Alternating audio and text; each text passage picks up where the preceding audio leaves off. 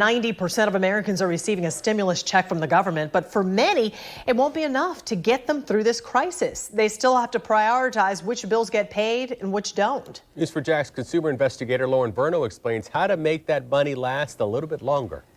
May starts a new month, but it also means more bills. Consumer Reports has ways to make your federal stimulus money last longer. Manuela Martinez was recently laid off and plans to file for unemployment. She'll join the 26 million other Americans who filed for unemployment in the last 5 weeks. What went through my mind when I got laid off was like, how am I supposed to pay my electricity bill? How am I supposed to pay my rent?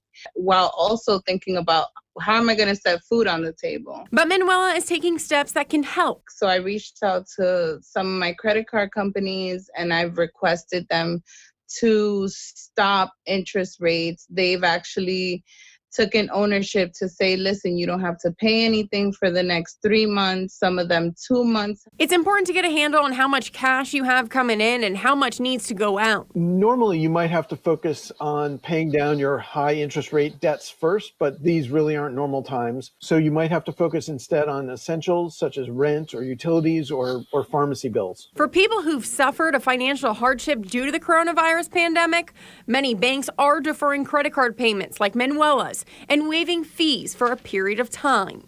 If you get a hardship accommodation, make sure that your payments are reported as current on your credit report rather than delinquent so it won't impact your FICO score. You may have heard that the CARES Act may offer relief from mortgage payments, but the law passage doesn't mean you can simply ignore your mortgage bill.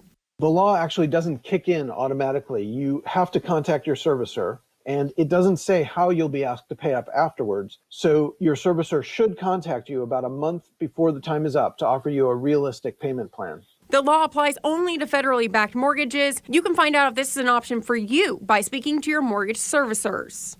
Consumer Reports says the most important thing you can do if you know you are going to miss a bill is to reach out to the creditor before you miss that payment. That way they're more likely to work with you. Lauren Verno, Channel 4, the local station.